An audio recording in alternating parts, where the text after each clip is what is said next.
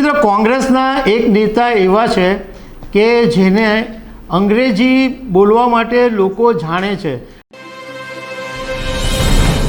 નમસ્કાર દર્શક મિત્રો, કોંગ્રેસના એક નેતા એવા છે કે જેને અંગ્રેજી બોલવા માટે લોકો જાણે છે અને એમ કહી શકાય કે એક સોબર નેતા અને સૌમ્ય ભાષામાં વાત કરનારા નેતા છે અને ઘણી વખત પ્રધાનમંત્રી નરેન્દ્ર મોદીના વખાણ પણ કરી નાખે છે। તો આ નેતાનું નામ છે શશી થરૂર અને શશી થરૂર કેરળની તિરુવનંતપુરમ બેઠક ઉપરથી આ વખતે ચૂંટણી લડી રહ્યા છે। તિરુવનંતપુરમ બેઠક વિશે હું તમારી સાથે વાત કરીશ। મારું નામ રાજેશ શાહ છે અને તમે જોઈ રહ્યા છો ખબર છે .com। દર્શક મિત્રો, કેરળની રાજધાની તિરુવનંતપુરમ કે જેનું પહેલાં નામ ત્રિવેન્દ્રમ હતું અને પછી પાછળથી બદલાઈને તિરુવનંતપુરમ કરી દેવામાં આવ્યું। આ બેઠક ઉપર 26 એપ્રિલે મતદાન થઈ ચૂક્યું છે અને શશી થરૂરની સામે આ વખતે ભાજપે કેન્દ્રીય મંત્રી રાજીવ ચંદ્રશેખરને મેદાનમાં ઉતારેલા છે।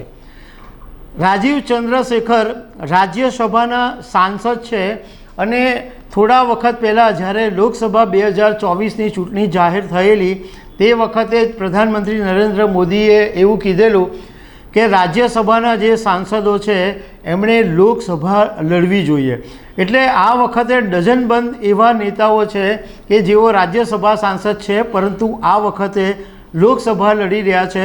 એમાંના એક આ કેન્દ્રીય મંત્રી રાજીવ ચંદ્રશેખર છે। હવે આ જે તિરુવનંતપુરમની બેઠક છે એ 2009થી શશી થરૂર સતત જીતતા આવ્યા છે, પરંતુ આ વખતે રાજકારણના જાણકારોનું કહેવું એમ છે કે શશી થરૂરનું આ બેઠક ઉપર ડગમગ થાય એવું લાગી રહ્યું છે, કારણ કે રાજીવ ચંદ્રશેખરનું વજન વધારે છે અને લોકો એમને વધારે પસંદ કરે છે એવું રાજકારણના જાણકારોનું કહેવું છે।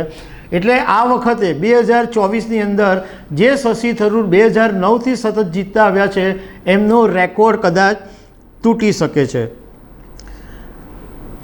હવે 26 એપ્રિલે આ તિરુવનંતપુરમ બેઠક ઉપર મતદાન થયું હતું અને લગભગ 66.46% જેટલું મતદાન આ બેઠક પર થયું। શશી થરૂરને લોકો બહુ સારી રીતના એટલા માટે જાણે છે કારણ કે એમનું અંગ્રેજી ભાષા ઉપર જે પ્રભુત્વ છે એ બહુ અદ્ભુત છે। ઘણા બધા લોકો એવું કહે છે કે શશી થરૂરના જે અંગ્રેજી પ્રોનાઉન્સિએશન છે, એમનું અંગ્રેજીનું જે નોલેજ છે એ બહુ ઓછા લોકો પાસે હોય છે અને કોંગ્રેસમાં એક સૌમ્ય અને સોબર નેતા તરીકેની શશી થરૂરની ઇમેજ છે। રાજીવ ચંદ્રશેખર ગુજરાતમાં જન્મેલા છે અને તેઓ એક કુશળ ટેકનોલોજી ઉદ્યોગ સાહસિક તરીકે જાણીતા છે અને ઇન્ટેલ જેવી કંપની સાથે પણ રાજીવ ચંદ્રશેખર કામ કરી ચૂક્યા છે અને અત્યારે તેઓ રાજ્યસભાના સાંસદ છે। 2019ની લોકસભાની વાત કરીએ તો આ તિરુવનંતપુરમ ઉપર ભાજપના કુમ્મનમ રાજશેખર મેદાનમાં હતા પરંતુ શશી થરૂરની સામે હારી ગયેલા।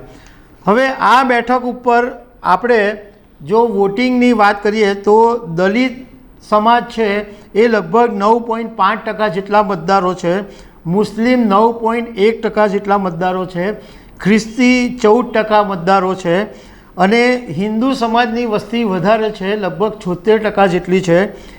રાજકારણના જાણકારોનું કહેવું એમ છે કે કેરળની અંદર ભાજપને એન્ટ્રી મળતી નહોતી, પરંતુ છેલ્લા ઘણા સમયથી ભાજપે અહીંયા આગળ હિન્દુઓ પર પ્રભાવ વધાર્યો છે અને આ વખતે ભાજપને એવી આશા છે કે કેરળની અંદર થોડીક બેઠકો મળી શકે।